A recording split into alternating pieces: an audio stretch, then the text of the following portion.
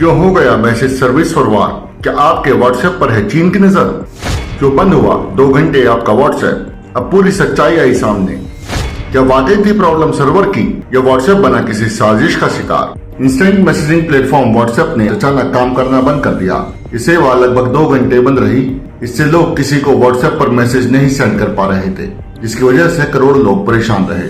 आखिर क्या है कारण जिसकी वजह से हमारा रोजाना का मैसेंजर दोस्त व्हाट्सएप ठप हो गया? इसके पीछे वाकई कोई तकनीकी खामी है या किसी साजिश का असर है? ऐसा हम नहीं कह रहे, ऐसा साइबर एक्सपर्ट मानते हैं कि इसके पीछे किसी विदेशी साजिश का भी हाथ हो सकता है। इस मैसेजिंग ऐप पर रोजाना अरबों व्हाट्सएप मैसेज सेंड और रिसीव किए जाते हैं। बताया जा रहा है कि अभी फेस्टिव सीजन के दौरान मैसेज की संख्या काफी ज्यादा बढ़ गई, जिसको शायद सर्वर हैंडल नहीं कर पाया और क्रैश कर गया।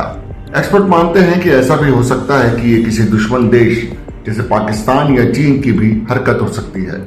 खासतौर पर चीन अक्सर इस तरह की तकनीकी समस्याओं में सबसे आगे रहता है। व्हाट्सएप का इस्तेमाल 2 बिलियन से ज्यादा लोग करते हैं। सभी यूजर्स को दिक्कत नहीं आई। इसकी वजह यह है कि इतनी बड़ी सर्विस के लिए डेटा को कई जगहों पर होस्ट किया जाता है। पूरी दुनिया भर के सर्वर पर अलग अलग देश के कानून के हिसाब से डेटा स्टोर होता है और इसी डेटा पर नजर रहती है इन देशों में बैठे हैकर्स की। ये हैकर्स भारत की हर वो गतिविधि पर नजर रखते हैं जो किसी न किसी तरह आर्टिफिशियल इंटेलिजेंस से जुड़ी होती है या उसका संपर्क इंटरनेट के जरिए होता है। सर्वर का हैंग होना या उसका ठप होना कोई आसान काम नहीं है।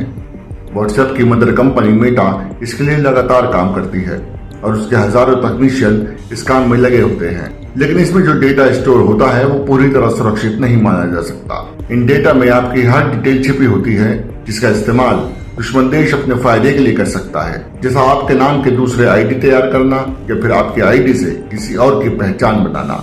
और चीन इसी साजिश का महारथी माना जाता है। साइबर एक्सपर्ट मानते हैं कि डेटा की हैकिंग या उसकी क्लोनिंग हैकर्स आसानी से कर सकते हैं, इसीलिए इसका इस्तेमाल काफी सोच समझ कर करने की सलाह दी जाती है।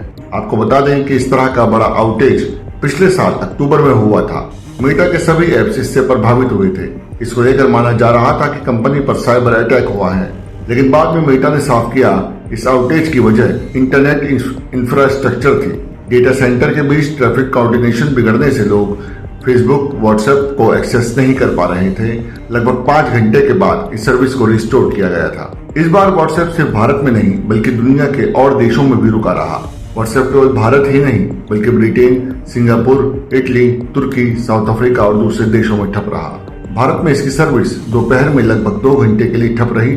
सर्विस बंद होने के बाद कंपनी ने स्टेटमेंट जारी किया और बताया कि इसको जल्दी ठीक कर लिया जाएगा। व्हाट्सएप एक ऐसी सर्विस है जो बिना किसी अतिरिक्त खर्च के आपके मैसेज, वीडियोस या फोटोज को एक फोन से दूसरे फोन पर आसानी से भेज देती है। ऐसे में आपको ये करना होता है कि व्हाट्सएप को अपनी गैलरी, कॉन्टेक्ट लिस्ट, मैसेजिंग में जाने की इजाजत देनी होती है। बस इसी का फायदा ये हैकर्स उठाते हैं, क्योंकि जब ये सेवा इंटरनेट से जुड़ जाती है तो हैकर्स के लिए इसमें सेंध लगाना आसान हो जाता है।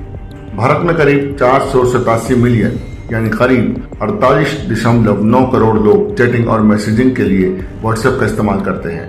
यानी भारत में व्हाट्सएप के सबसे ज्यादा यूजर्स हैं। इसलिए हैकर्स के लिए इतना बड़ा डेटा हैक करना एक बड़ी साजिश की तरफ इशारा करता है।